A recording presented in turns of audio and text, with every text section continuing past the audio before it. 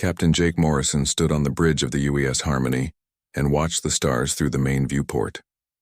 The year was 2387, and humanity had been part of the Galactic Council for over 200 years. The Council was supposed to keep peace between all the different alien races, but right now there was no peace at all. A war had been going on for 30 years between two huge alien empires. On one side was the Zephyrian Empire. They were tall blue beings with 4 arms, and they loved war more than anything else. They had the best weapons and the strongest ships in the galaxy. Their leader, Admiral Krex Voth, was known for destroying entire planets just to prove a point. On the other side was the Crystalline Federation. These aliens were made of pure energy and lived inside crystal bodies that glowed with different colors. They thought all organic life was dirty and needed to be cleaned from the galaxy. Their collective mind made decisions that no single being could understand. Jake had been watching this war from the neutral zone for 3 years now. His ship carried diplomats and supplies to try to help make peace, but neither side wanted to listen. The Zephyrians thought humans were weak because they preferred talking to fighting. The Crystallines thought humans were just another lower life form that would eventually be eliminated. Navigation Officer Lisa Burke walked up to Jake and handed him a datapad. She was young but very smart, and had been with the Harmony since it left Earth. "Captain, the battle reports are getting worse," she said. "Both fleets are moving toward the Vega sector again." Jake looked at the numbers on the pad and shook his head. In the last month alone, over 2 million beings had died in the fighting. Entire star systems had been turned into graveyards of broken ships and dead worlds. The worst part was that neither side seemed to care about the cost. Chief Engineer Tony Garcia came up from the engine room covered in grease and looking tired. Tony was from Mexico originally, but had spent most of his life in space. He knew every bolt and wire on the Harmony better than anyone. "Captain, we are getting interference from all the weapons fire," he said. "The subspace communications are getting scrambled every few hours." Communications specialist Amy Johnson turned from her station near the back of the bridge. She was barely 25 but could speak 17 different alien languages. "Sir, I am picking up distress signals from the trade route near Colony Beta 7, she said. "It sounds like civilian ships are caught in the fighting." Jake walked over to the tactical display that showed the entire sector. Red dots marked Zephyrian ships, while blue dots showed crystalline forces. The green dots were supposed to be neutral vessels, but many of them were not moving anymore. The battle had spread into areas that were supposed to be safe. The Council of Neutral Species had tried to stop the fighting many times. Humans had led most of these peace talks along with the Altarians and the Vegans. Every time they thought they were making progress, something would happen to start the fighting again. The Zephyrians would claim the Crystallines had attacked a supply convoy. The Crystallines would say the Zephyrians had poisoned a star system with biological weapons. Jake had been to dozens of these meetings in the last few years. He had sat across tables from alien generals and tried to find common ground. The problem was that both sides wanted the same thing. They wanted to be the only power left in the galaxy. There was no room for compromise when your goal was total victory. The worst part was how they treated the smaller races caught in the middle. Refugee ships filled with families trying to escape the war zones were ignored by both sides. Trading vessels that had been flying the same routes for centuries were destroyed because they were in the wrong place at the wrong time. Neither empire cared about innocent lives when there was a war to be won. Amy turned around again with worry on her face. "Captain, the distress signals are getting stronger," she said. "I count at least 12 ships in trouble, and life support is failing on 3 of them." Jake looked at the display again. The fighting was happening, right in the middle of the main shipping lane that connected human colonies with Earth. Thousands of ships used that route, every day carrying everything from food to medicine to families moving to new homes. Lisa checked her instruments and frowned. "Sir, both alien fleets know about the civilian ships," she said. "They have to be picking up the same signals we are." Tony walked over to look at the tactical screen. "Maybe they will move the fighting somewhere else," he said, but his voice did not sound hopeful. Jake had been dealing with both alien empires long enough to know better. The Zephyrians followed military rules that said civilian casualties were acceptable if they helped win battles. The Crystallines believed that organic life was going to end anyway, so a few deaths now did not matter. The communication system suddenly came alive with voices speaking in panic. Ships were calling for help in a dozen different languages. Some were asking for rescue. Others were trying to find safe routes away from the battle. A few were already saying goodbye to their families. Amy tried to filter through all the messages. "Captain, there are at least 40 civilian vessels in the combat zone now," she said. "Most of them are cargo ships, but I am reading at least 2 passenger liners." Jake felt his stomach tighten. Passenger liners meant families and children. People who had nothing to do with the war but were about to die because they were in the wrong place when 2 alien empires decided to fight. He opened a channel to Earth Command. The response took several minutes because of the distance, but finally Admiral Richardson appeared on the screen. The Admiral was an old man who had been fighting bureaucracy longer than Jake had been alive. "Admiral, we have civilian ships trapped in the Vega sector battle," Jake said. "Request permission to mount rescue operations." The Admiral shook his head before Jake even finished speaking. "Negative, Captain Morrison," he said. "Our orders are clear. Maintain neutrality at all costs. We cannot risk starting an incident with either faction." Jake wanted to argue, but he knew it would not help. Earth had made its position clear from the beginning of the war. Humanity would stay neutral and try to make peace through diplomacy. They would not take sides, and they would not interfere with military operations. The problem was that both alien empires had made their positions clear too. Any ship that entered their combat zones would be considered hostile. Any race that helped their enemies would become enemies themselves. Humanity was walking a very thin line, and one wrong step could mean war with beings who could destroy Earth without breaking a sweat.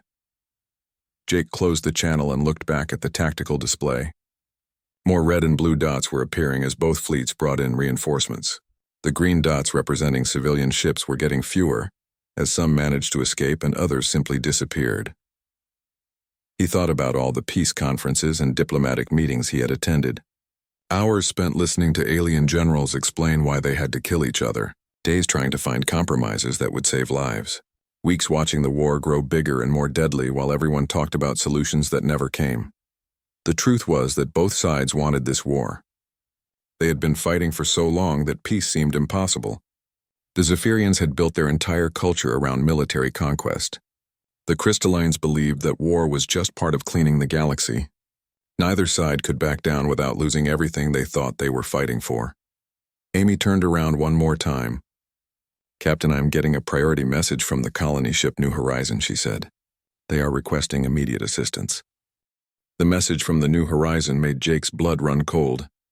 Captain Helen Brooks appeared on the main screen looking tired and worried. Behind her, Jake could see crew members running back and forth trying to fix something important. "This is Captain Brooks of the colony ship New Horizon," she said.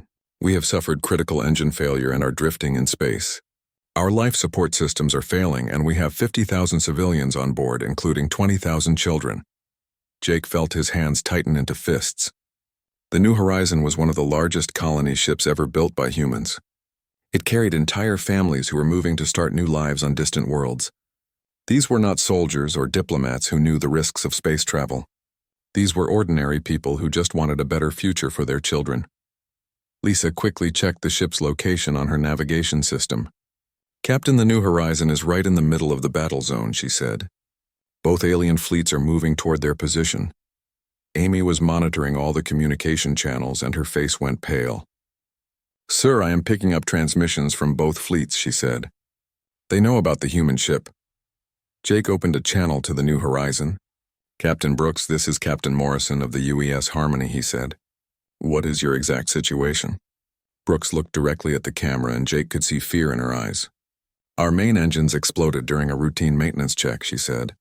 "Chief Medical Officer Dr. Sam Mitchell thinks we hit some kind of space mine left over from an old battle. We have maybe 18 hours of life support left and no way to move the ship."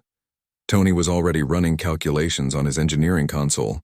"Captain, even if we left right now, it would take us 22 hours to reach them," he said. "And that is if we push our engines past safe limits." The tactical display showed both alien fleets getting closer to the New Horizon's position.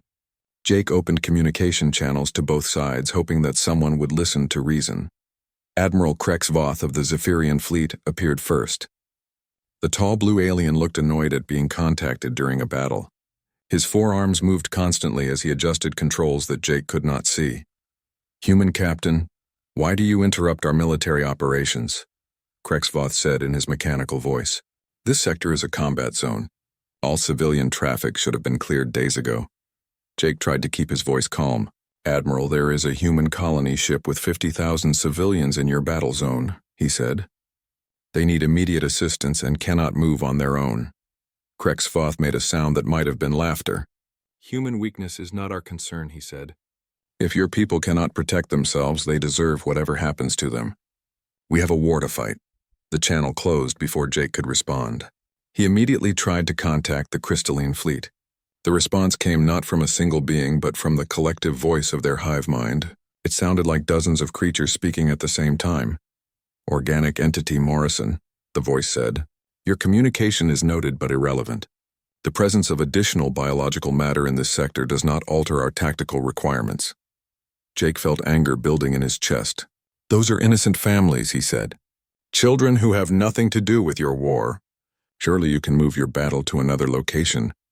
Negative, the collective voice replied. Analysis indicates that allowing these organisms to perish will reduce biological contamination in our designated territory. This outcome is acceptable and possibly beneficial.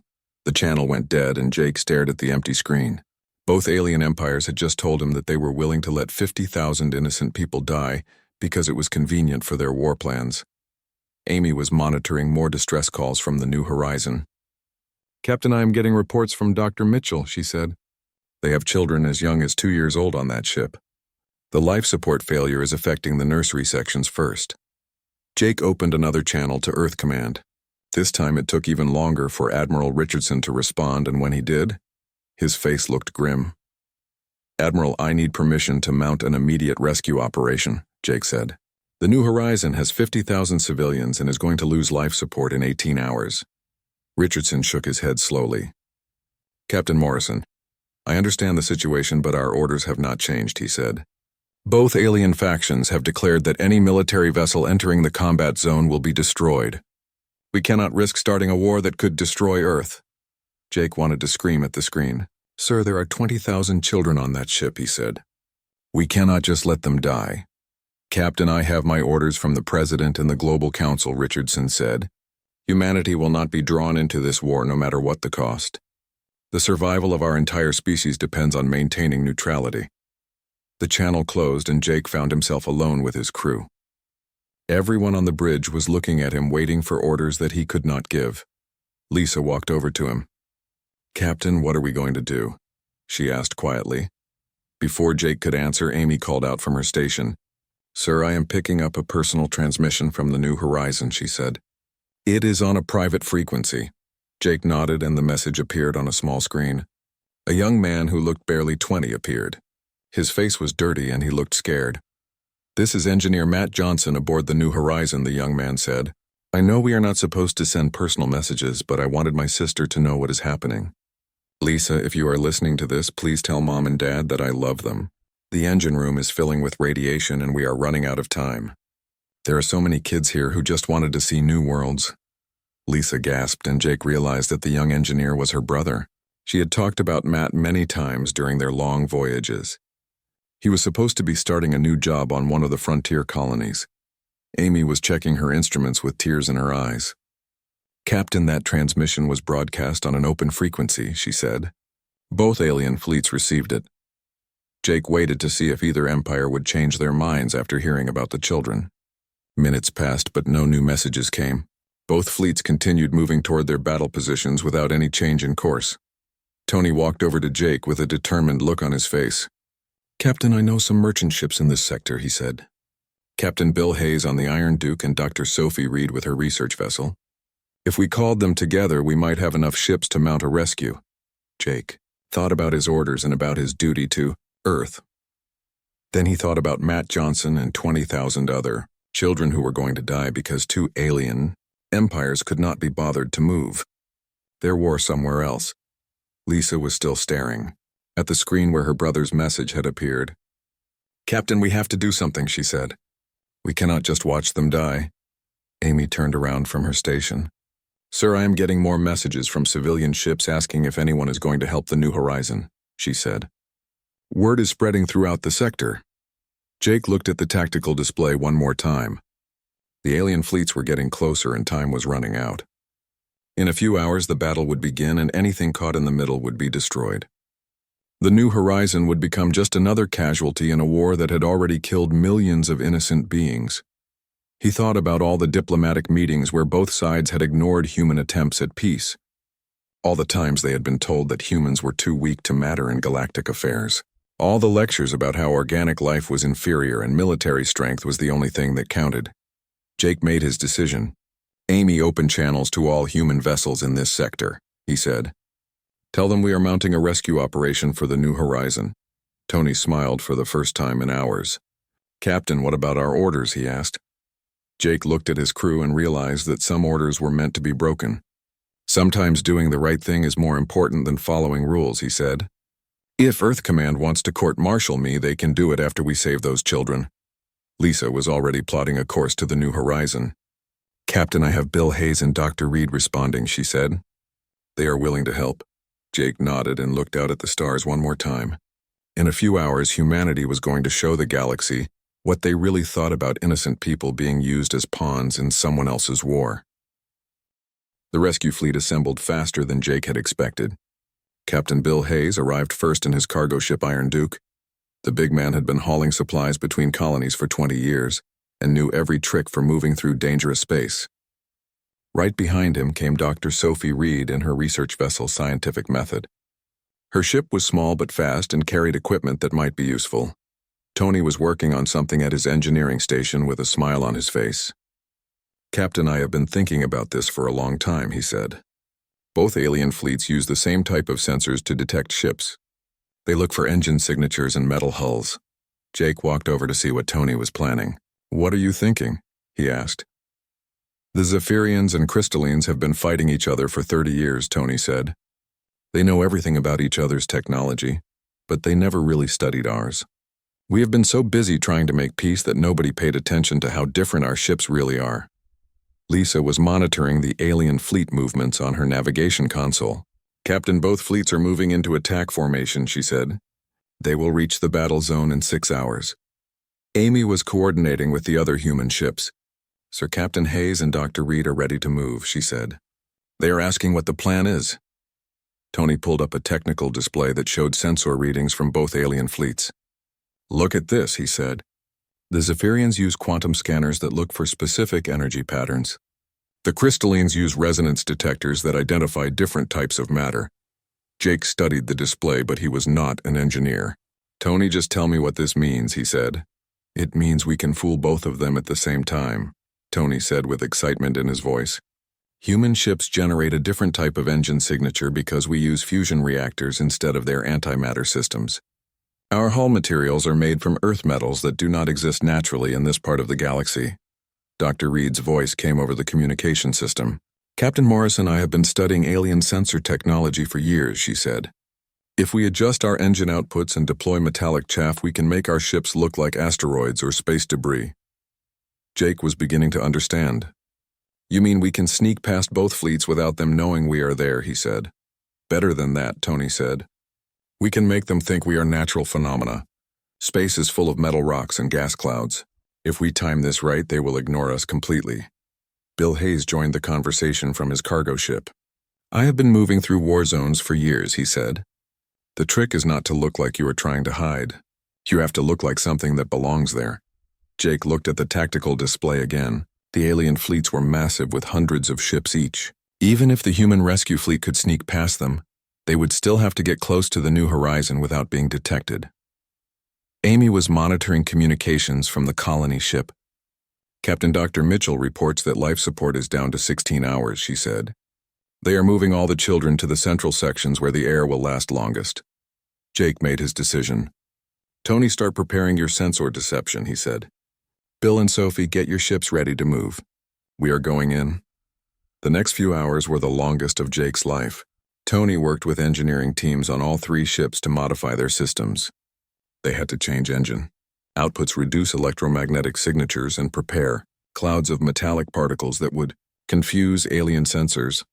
Lisa plotted a course that would take them through the asteroid field near the battle zone. Captain, if we stay close to the larger asteroids, we can use their gravity fields to mask our movement, she said. Dr. Reed was excited about the technical challenge. I have been studying gravitational lensing effects for my research, she said. We can use the asteroids to bend sensor beams away from our ships. Bill Hayes was more practical. The important thing is to move slow and steady, he said. Nothing gets you noticed faster than being in a hurry. As the human ships moved toward the battle zone, Jake watched both alien fleets on his tactical display. The Zephyrians were arranged in perfect attack formations with their largest ships in the center. The crystallines moved like a flowing river of energy with no fixed positions. Tony's modifications were working better than expected. Captain, our sensor signature is down to almost nothing, he said. We look like a group of metal-rich asteroids drifting through space. The first test came when a Zephyrian patrol ship passed within a few thousand kilometers of the rescue fleet. Jake held his breath as the alien vessel scanned the area. The patrol ship's sensors swept over them several times but finally moved on without raising any alarms. Amy was maintaining communication silence but monitoring all frequencies. "Cesar, the Zephyrian patrol reported detecting normal space debris," she said quietly. "They classified us as non-threatening. An hour later, they encountered a group of crystalline scouts. These energy beings had different sensors that could detect organic life and emotional states. Jake was worried that they would sense the human crews even if they could not see the ships. Dr. Reed had a solution for this problem too. I have been studying meditation techniques from different worlds, she said. If we all focus on calm thoughts and slow our metabolisms, the crystallines will think we are in hibernation, or maybe even dead. The idea sounded crazy, but Jake was willing to try anything. All 3 human crews spent 20 minutes practicing breathing exercises and mental discipline. When the crystalline scouts passed nearby, their sensors detected only faint life signs that seemed to be in some kind of deep sleep state. The rescue fleet continued moving through the asteroid field using gravity and sensor shadows to stay hidden. Jake was amazed at how well human adaptability worked against alien technology. The Zephyrians and crystallines had such advanced systems that they could not imagine anyone using simple tricks to fool them. As they got closer to the new horizon, Jake could see the massive colony ship drifting helplessly in space. The ship was dark except for emergency lights, and Jake could see debris floating around it from the engine explosion. Captain Brooks appeared on the communication screen, looking exhausted. "Captain Morrison, I cannot believe you came," she said. "We have been preparing for the worst." Jake opened the channel to all ships in the rescue fleet. "This is it, people," he said. "We have one chance to get this right. Tony, how long do we need for the evacuation?" Tony had been calculating the numbers. "Captain, the New Horizon has 50,000 people," he said. "Even if we use every cargo bay and passenger space, we can only take about 15,000 per trip." Dr. Reed had been thinking about this problem. "What if we do not try to evacuate everyone?" she said. "What if we fix their engines instead?" Jake looked at her in surprise. "Sophie, their engines exploded," he said. "How can we fix something that is completely destroyed?" "Not fix them exactly," she said. "Replace them temporarily. My research ship has experimental engines that can generate enough power to restart their life support. Bill's cargo ship has emergency power units that colonies use when they are being built." Bill Hayes was already checking his cargo manifest. "I have 3 industrial fusion reactors and enough power cables to reach halfway across the galaxy," he said. "If we can get them installed, we might be able to get the New Horizon moving again." Jake realized that this was exactly the kind of creative thinking that made humans different from the aliens. Instead of just following standard procedures, they were coming up with solutions that nobody had ever tried before. The plan was risky, but it was better than trying to evacuate 50,000 people under the nose of 2 alien fleets. Jake gave the order, and all 3 human ships moved toward the New Horizon. As they approached the colony ship, both alien fleets were getting into position for their battle. Jake could see weapons charging and shields activating on hundreds of ships. The fight was about to begin, and they were right in the middle of it. Amy suddenly called out from her station. "Captain, I am detecting movement from both fleets," she said. "They know we are here." The moment Jake had been dreading finally came. Both alien fleets turned toward the human ships with weapons charging. Admiral Krexvoth appeared on the main screen with all 4 of his arms moving in what looked like anger. "Human vessels, you have violated our combat zone," the Zephyrian commander said. "Withdraw immediately or be destroyed as enemy combatants." Before Jake could respond, the collective voice of the crystalline fleet filled the communication channels. "Organic entities have contaminated our designated battle space," they said. Immediate elimination protocols are now active. Jake opened channels to Earth Command, knowing it would take too long for help to arrive. Then he made a decision that surprised everyone, including himself. Instead of trying to explain or apologize, he switched to a frequency that would reach every ship in both alien fleets. "This is Captain Jake Morrison of the United Earth ship Harmony," he said in a calm, clear voice. "We are here to rescue 50,000 innocent civilians from a disabled colony ship. Any attempt to interfere with this humanitarian mission will be met with appropriate response." Lisa looked at him in shock. "Captain, we have 3 small ships against 2 entire fleets," she said quietly. Jake smiled for the first time in days. "Sometimes the best defense is to act like you have nothing to fear," he said. "Tony, are your modifications still working?" "Better than ever, Captain," Tony replied. "Both fleets are having trouble getting solid target locks on us because our signatures keep changing." What Jake did not tell his crew was that help was already on the way. 3 days earlier, he had sent a coded message to Admiral Kevin Carter on Earth. The message had been disguised as a routine supply request, but Carter was smart enough to understand what it really meant. Admiral Carter commanded the most advanced human fleet ever assembled. Unlike the diplomatic ships that most aliens had seen, these were military vessels designed for combat. They had been built in secret over the past 10 years as humanity, prepared for the possibility that their neutrality might not last forever. The flagship UES Defiance dropped out of hyperspace. Just as the first Zephyrian ships opened fire on the rescue fleet, behind it came dozens of other human warships, including the UES Resolute, commanded by Captain Nina Foster, and the carrier UES Liberty under Captain Lisa Stone. Admiral Carter's voice filled the communication channels with the authority of someone who had been preparing for this moment his entire career. "This is Admiral Kevin Carter of the United Earth Fleet," he said. "Any hostile action against human vessels will be considered an act of war against Earth." The Zephyrian and Crystalline fleets suddenly found themselves facing something they had never encountered before. Human warships that moved in ways their tactical computers could not predict. Human weapons that worked on principles their shields were not designed to stop. Captain Nina Foster took her ship, the Resolute, straight into the middle of the Zephyrian formation. Instead of trying to match their firepower, she used speed and maneuverability to confuse their targeting systems. The human ship twisted and turned through space like a dancer, avoiding every shot fired at it. The carrier Liberty launched fighters that moved in patterns no alien pilot had ever seen. Captain Lisa Stone had trained her pilots to think like humans instead of trying to copy alien tactics. They attacked from unexpected angles and retreated before the enemy could respond. But the real surprise came from what the humans had learned during their years of peaceful observation. Every diplomatic mission had been a chance to study alien technology. Every trade agreement had included data about alien ship designs. Every cultural exchange had revealed weaknesses in alien defenses. Tony's voice came over the communication system with excitement. "Captain, the modifications we made are working on the warships too," he said. "The alien fleets cannot track our movements accurately." Jake watched in amazement as human tactics that had been developed on Earth proved effective against the most advanced alien technology in the galaxy. The key was that humans did not try to be better at what the aliens did best. Instead, they did things the aliens had never imagined.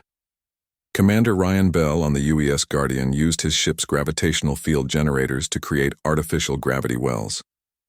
The technique had been developed for mining operations, but it worked perfectly for disrupting alien ship formations. Dr. Sophie Reed had been right about human creativity being their greatest weapon.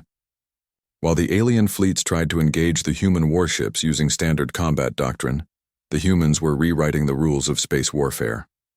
The battle turned into something neither alien empire had expected.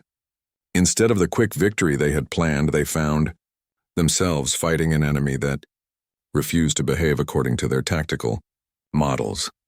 Jake took advantage of the confusion to move the rescue fleet closer to the new horizon Bill Hayes was already extending.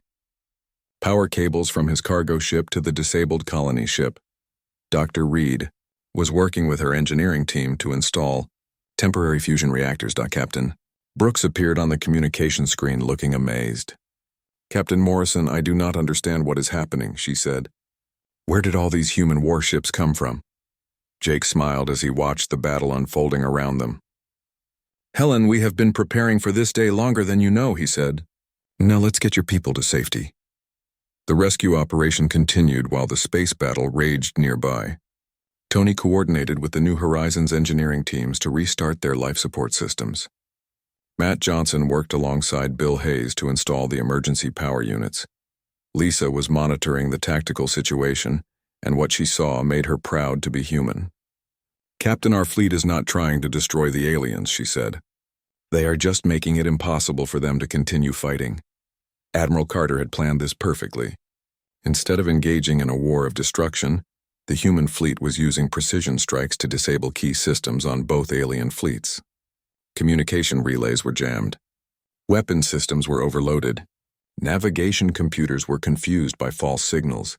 The Zephyrian and Crystalline commanders found themselves unable to coordinate their attacks. Their ships could not communicate with each other effectively. Their targeting systems could not lock onto human vessels that seemed to appear and disappear at will. Amy was monitoring communications from both alien fleets, and what she heard surprised her. "Captain, they are starting to argue with each other," she said. "The Zephyrians are blaming the Crystallines for not providing accurate sensor data." Jake realized what was happening. The human fleet was not just fighting a battle. They were exposing the weaknesses in the alliance between the two alien empires. 30 years of fighting together had not prepared them for an enemy that used completely different tactics.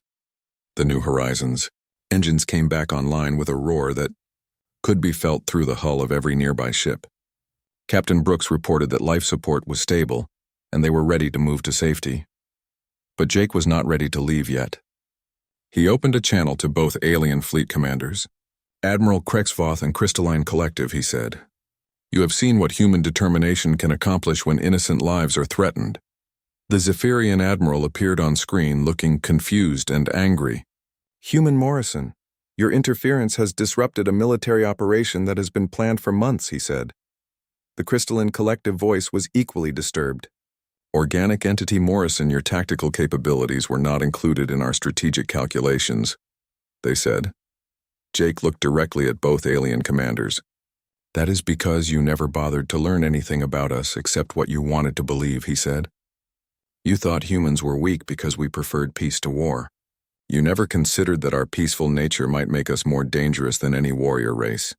Admiral Carter's voice joined the conversation. "This engagement is now concluded," he said. "Both alien fleets will withdraw from this sector immediately.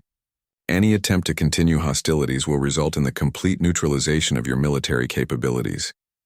The threat was not empty. In the space of 2 hours, the human fleet had demonstrated tactical superiority that neither alien empire could match. Their most advanced warships had been outmaneuvered by vessels they had dismissed as primitive. Jake watched as both alien fleets began to withdraw.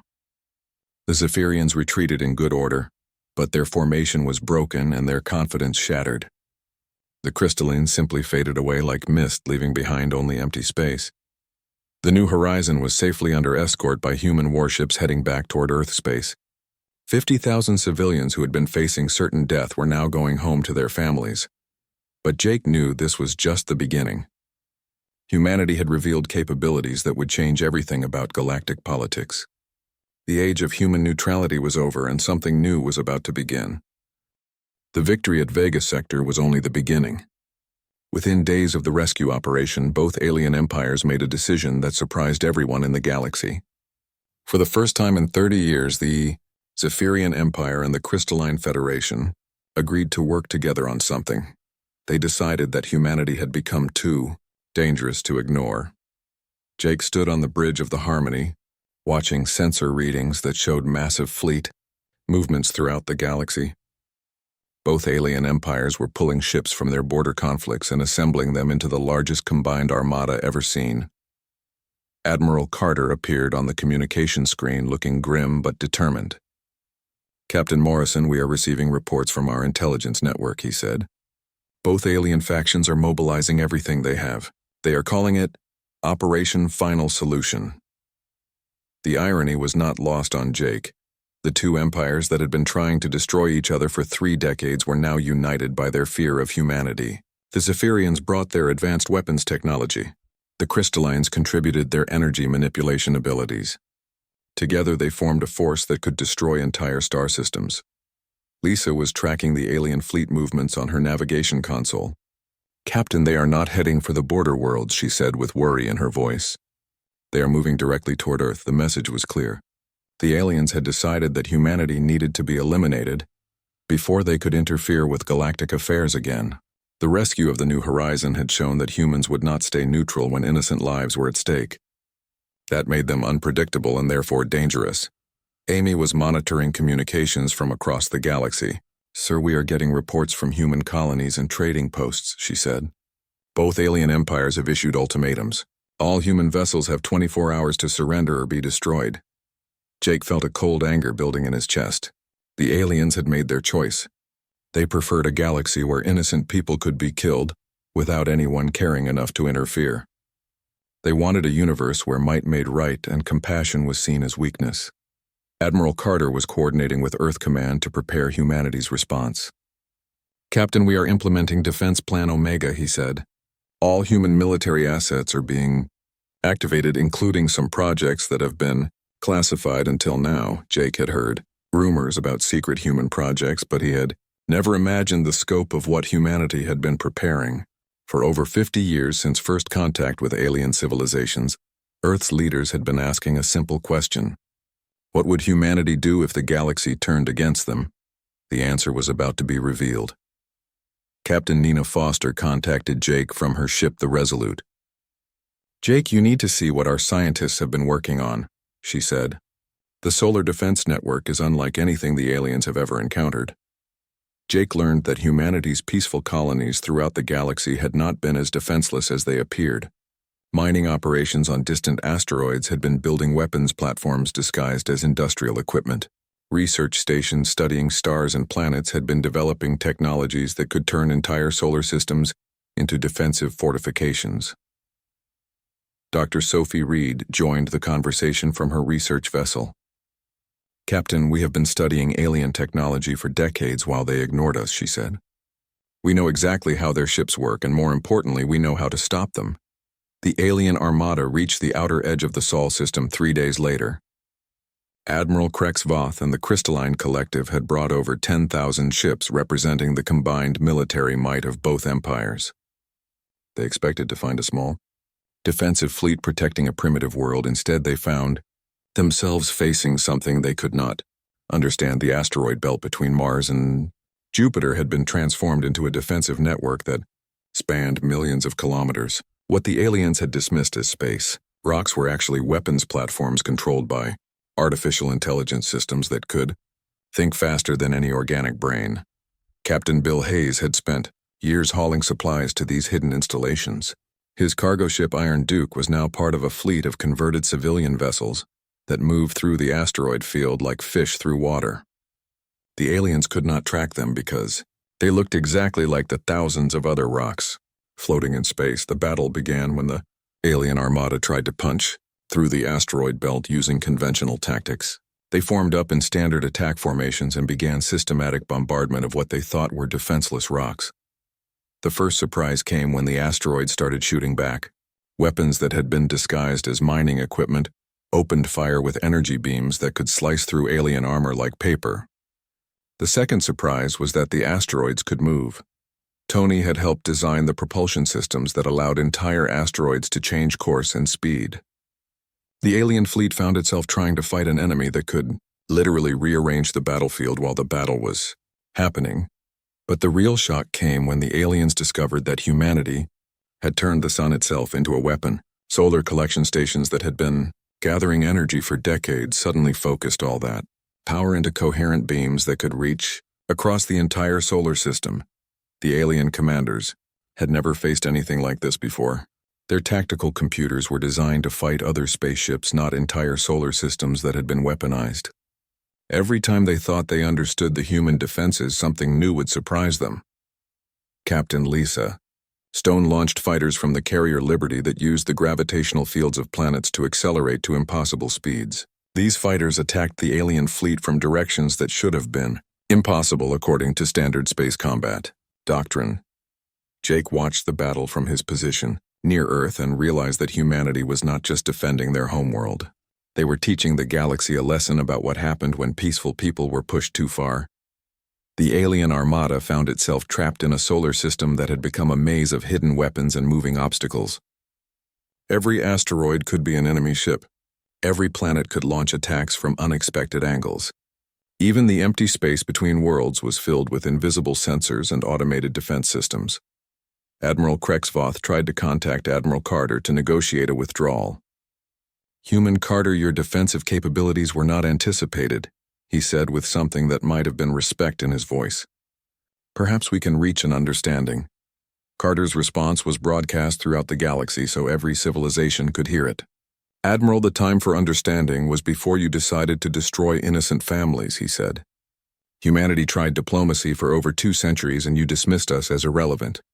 Now you will learn what happens when you threaten our children." The final phase of the battle began when humanity revealed their ultimate secret. The peaceful research missions that had been studying distant stars had not just been gathering scientific data. They had been preparing those stars to become weapons if Earth was ever threatened. Stars began to flicker throughout the galaxy as human technology caused solar flares and electromagnetic pulses that disrupted alien communications and navigation systems. The Zephyrian and crystalline fleets found themselves isolated and confused as their support networks collapsed. But Jake knew that humanity's greatest weapon was not their technology. It was their willingness to sacrifice everything to protect innocent life. Human crews flew their ships into impossible situations to rescue alien civilians who had been abandoned by their own governments during the battle. Amy was monitoring communications from across the galaxy.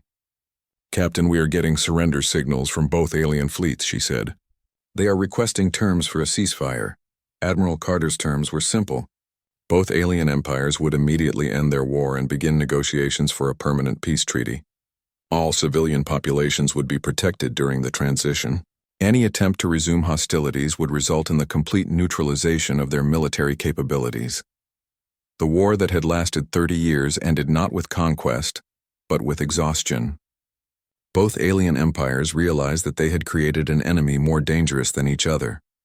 Humanity had proven that peaceful intentions backed by overwhelming capability was the most terrifying combination in the galaxy. Jake stood on the bridge of the Harmony watching alien fleets withdraw from human space. The galaxy would never be the same. Humanity had shown that some wars were worth fighting, especially when they were fought to protect those who could not protect themselves. In the months that followed, human mediators helped negotiate a lasting peace. Between the Zephyrian Empire and the Crystalline Federation, the techniques that had made humans effective diplomats also made them effective peacekeepers. Captain Morrison returned to diplomatic duties, but now he commanded the respect of beings who had once dismissed humanity as irrelevant. The final irony was that by proving they could fight, humanity had earned the right to make peace. The galaxy learned that sometimes the greatest strength comes from knowing when to break the rules that everyone else follows blindly. Humanity had stayed out of the war until innocent lives were threatened. Then they had proven that peaceful people pushed too far could be more dangerous than any warrior race.